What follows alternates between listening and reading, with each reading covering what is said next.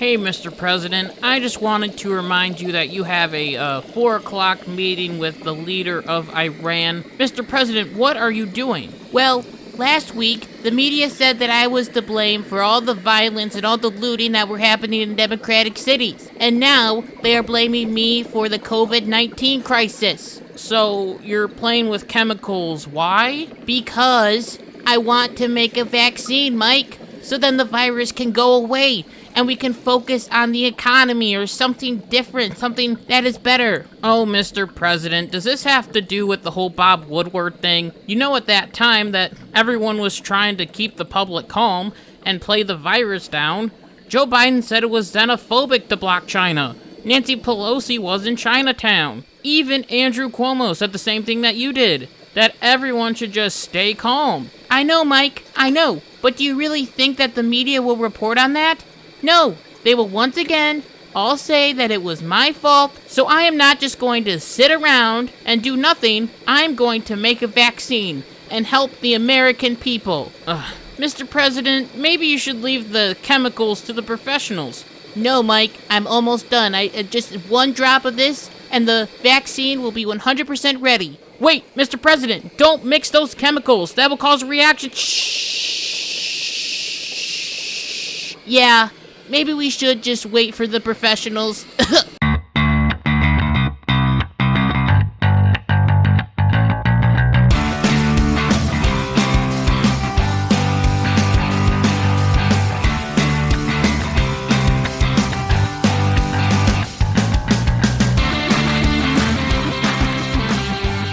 Hey, what's going on, everybody? It's Kyle Dockery with the Dockery Docket. We are here with our very 42nd episode of the Dockery Docket. I'm excited to be here, and I hope that you are excited to be here as well. So last week, we learned that all the riots and all the violence and all the looting that is happening in mostly democratic cities around the country are Donald Trump's fault. That was last week's episode, so make sure to go check out that episode, episode 41. I thought it was very, very good. Now, we are starting to realize that everything that Donald Trump does is wrong, and everything in the entire world is Donald Trump's fault. Taco Bell getting rid of famous menu items. That's Donald Trump's fault. The Detroit Lions losing their very first football game, even though they had a 26-point lead going into the second half. That's Donald Trump's fault. All of these things, everything, every single problem that you can think of, it is Donald Trump's fault. And we are starting to see this as now the media is starting to blame Donald Trump for the COVID-19 crisis. Of course. Well, this all started this week when new audio recordings were released of Donald Trump talking to an old reporter named Bob Woodward, who just recently released a book full of interviews with Donald Trump. And in one of these interviews, Bob Woodward asked Donald Trump about COVID-19 and Trump's response to it. And on February 7th, Trump said that the coronavirus is more deadly than your even strenuous flu. Trump went on to say, this is more deadly. This is 5% versus 1% and less than 1%. So this is deadly stuff. Then, in another interview on March 19th, Donald Trump said that he wanted to always play it down and that he still likes playing it down, talking about the coronavirus. Now, the media has run with this and said he wanted to downplay the virus. He wanted to downplay it. That's all he wanted to do. He wanted to downplay and kill innocent people. But the rest of the quote is missing, as Donald Trump wanted to downplay the virus because he didn't want to cause a panic. He didn't want to cause the American people to panic, which we will talk about later on. Now, this does not look very good for Donald Trump, as I personally believe that it was good for him to not cause a panic, but it was also not good for Donald Trump to downplay and say that the virus was not a very, very big deal. This was Trump's problem from the very beginning of this whole COVID-19 crisis, of him downplaying it, saying that it's going to go away. Now, I don't think that Donald Trump downplayed the virus on purpose because he wanted to kill innocent people. I mean, I don't really think that he's that evil. I do think that Trump thought that the virus would go away, or that we would only have a few cases and that it would all be under control. In this moment, right now, I think Donald Trump is trying to be optimistic at best. But I do think that it would have been better if Trump from the very beginning was like, okay, there's a virus. We're not really sure what this virus is. We're not sure how it's going to affect the American people. I don't think that he should have done a press conference and say, lock down the entire economy, stay in your houses, wear a mask, don't go anywhere, or millions of people will die. Because people would have honestly called him crazy and that he was trying to control the American people. We need to remember that while the media is assuming that while Donald Trump was saying that he wanted to downplay the virus just to make sure that people weren't panicking, that the Democrats were screaming at Donald Trump to close down the country, shut down all the businesses, make sure everyone's wearing a mask. That would be a lie. And if we can go back and remember late February 25th to be exact, Nancy Pelosi was in Chinatown in San Francisco as the COVID-19 pandemic was just starting to hit the United States. Nancy Pelosi said, that's what we're trying to do today,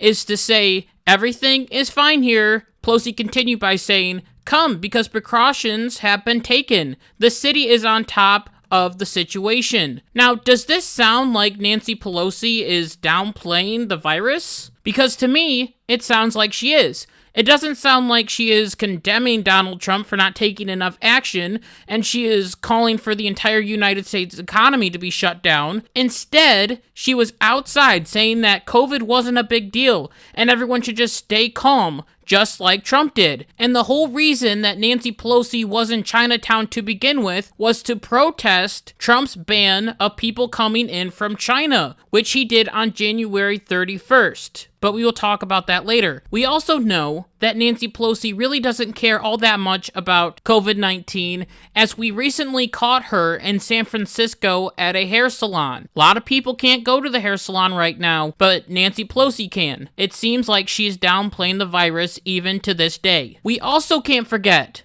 that the governor of New York, Andrew, I killed your grandma in a nursing home, Cuomo, also downplayed the coronavirus. As when he declared a state of emergency, he said that he wanted to keep people calm. As he said, I don't want people to stay calm, and therefore I'm telling them what I need to tell them to keep them calm. He insisted, if they know the facts, they will be calm. So he wanted to make sure that the people did not panic about COVID-19. Hey, just like Donald Trump did, which is amazing as the media has claimed that Andrew Cuomo saved America, and he saved New York City. But even he, at the very beginning of the virus, wanted everyone to stay calm. Along with this, Cuomo also downplayed the severity of the virus. As Cuomo said, it is like a bad flu, which is what Donald Trump said at the very beginning, and he was criticized for it. So it seems like everyone was downplaying this or thought that the virus wasn't really that bad. That is the whole point to all of this. When COVID first came out, it seemed like everyone was downplaying it. I remember because I was there. I remember thinking that it was just like the flu and soon it would just go away. You can go back and check my past episodes. I thought at first that the virus wouldn't even reach Michigan. And more importantly, I wouldn't have to be locked in my house for the next 6 years. And I wouldn't have to wear a mask everywhere I go. But here we are. And honestly, I know that I am not an expert, but I think that a lot of people miss this and the severity of the virus. If we can go back again, we can remember that the CDC said that you don't need to wear a mask at the very beginning of the virus because they didn't want to cause, once again, a panic or a rush to the superstore. They thought it wasn't needed. Do you want to know who else missed the severity of this disease? The most famous doctor, Anthony Fauci, as a tape was recently leaked of Fauci saying the American people should not be worried or frightened by this. It's a very, very low risk to the United States. He continued by saying, it isn't something that the American public needs to worry about or be frightened about. Now, when I first saw this, I was very, very shocked by this because here we have the top medical doctor who the Democrats have praised and who they have said that Donald Trump needs to listen to 100%. Said at the very beginning that this wasn't a bad thing. This wasn't going to be a bad virus. Everyone should just calm down. And it makes me wonder, what if Donald Trump was listening to the science at the time of Anthony Fauci saying this isn't going to be a big deal, this isn't going to be a really, really bad thing, and Donald Trump was thinking the exact same thing. and then it got worse. And it is interesting how Fauci said all of that on the 26th of January, and 5 days later he told Donald Trump to shut down travel from China. It truly is incredible how everyone, yes, everyone, seemed to miss this virus, including former Vice President Joe Biden. As we have already touched on in this episode, Donald Trump decided that on January 31st that he would ban air travel from China to the United States. And Joe Biden was not very happy about this situation, as one day after the travel restrictions were put in place, Joe Biden said, "We have right now a crisis with the coronavirus. That is no time for Donald Trump's record of hysteria and xenophobia, hysterical xenophobia and fear-mongering to lead the way instead of science." When the coronavirus was starting to get worse, Donald Trump decided to ban people from Europe from coming into America. To this idea, Joe Biden wrote, "Banning all travel from Europe or any other part of the world may slow it down, but as we've seen, will not stop it." Now, this is true. It did not stop the virus right in its tracks, which I wish it would have. But if we think about it, if 3 people were coming over from Europe that each had COVID-19, they all landed in New York City, then one of them goes on another flight to Arizona, and another one goes on another flight to Florida. Then the virus spreads. That's how this virus spreads. But now, Joe Biden has totally changed his opinion, as he said something along the lines of, "Yeah, I would have blocked China from coming in on January 31st, even though on the day after the ban was put in place, Joe Biden called it xenophobic." It makes no sense. I believe 100% that if Joe Biden were president during the COVID-19 crisis, that he would have more than likely left the country open, just to appeal to his base, and not to be seen as a racist. And this would have led to more people dying. This idea that Donald Trump was sitting in the White House doing nothing while Joe Biden is outside the White House window screaming, "Lock the country down! Lock the whole country down!" is ridiculous. Joe Biden would have probably handled this worse than Donald Trump did. And this is because Joe Biden even downplayed the virus. Wow, everyone downplayed the virus, as he told a rally full of supporters that it was not a time to panic about the virus, and stated later that it was a serious public health challenge. That sounds a lot like what Donald Trump was saying, and also what other politicians were saying that I have already talked about in this show. So I want to make something clear. It wasn't the best for Donald Trump to say this to Bob Woodward, and we can criticize him for not acting fast enough in the current situation that we are in right now. As if we knew back then what we know now, the whole situation could have been very, very different. However, we do have to remember that at the time of these Donald Trump recordings, everyone was saying the exact same thing. We needed to stay calm and hopefully it would go away. Would it have been better if Donald Trump were to have locked down the country at that time? Yes. Would it have been better for Donald Trump to say, "Hey, this is serious stuff"? Yes. But he and everyone else didn't know that it was going to get this bad at that time. The question that still stands is that if Donald Trump knew all about this and told Bob Woodward, why wouldn't Bob Woodward hang up the phone and instantly go to the New York Times or the Washington Post and tell everyone? He could have been a modern-day Paul Revere, saying that the virus is coming and Donald Trump is lying. He could have been a hero, but instead he sat on it, and the question is, why? Well, Woodward wasn't even sure if Donald Trump was telling the truth. As he said, "He tells me this, and I'm thinking, that's interesting, but is it truth?" He continues by saying that things that Donald Trump says don't always check out right. So if we are using the media's narrative, then we must assume that everyone at the time thought that the virus was bad except for Donald Trump, which was already debunked by me. So Bob should have known that what Donald Trump was saying was the truth. However, he thought that Donald Trump was lying about the effectiveness of the virus, and he probably thought that Donald Trump was crazy for saying all these things. So he held on to this information because he didn't know if Trump was going to be right or not. So he sits on this information, and then right before the election, he releases it and says, "Trump knew all along, buy my book." What a doofus. It is very, very important to remember that at the time of these tapes released, everyone was saying the exact same thing that Donald Trump was saying. Everyone was downplaying the virus, and no one thought that it was going to be as bad as it already was. As I've already said, everyone was downplaying it. It is also funny to me that it seems that the media thinks that Donald Trump hasn't done anything to try and stop the virus, like blocking people from China, or from blocking people from coming from Europe, or producing ventilators for multiple states, and trying to produce possible therapeutics like hydroxychloroquine, and try and create a vaccine, which is what has been happening recently. Trump has done this by creating Operation Warp Speed, which has a goal to deliver 30 million doses of a safe, effective vaccine for COVID-19 by January 2021, as part of a broader strategy to accelerate the development, manufacturing, and distribution of COVID-19 vaccines, therapeutics, and diagnostics.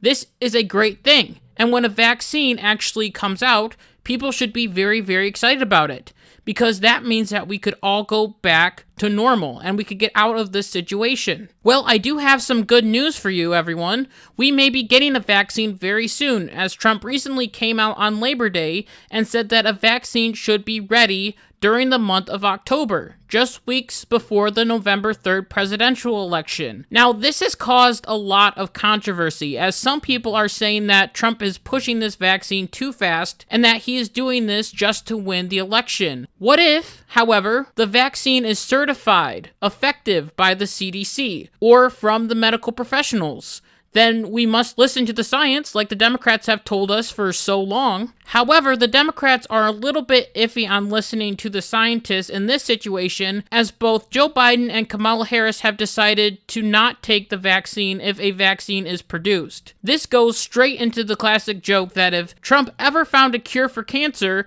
people would be mad or call him a racist or not believe him. This joke is coming true, as Kamala Harris recently said, "I think that we have learned since the pandemic started, but really before that there's very little that we can trust that comes out of Donald Trump's mouth." So this can be very, very dangerous, because if Trump wins re-election, which I really hope he does, and a new vaccine comes out and Trump is president, then more people will not take a vaccine, which could cause the virus to never go away.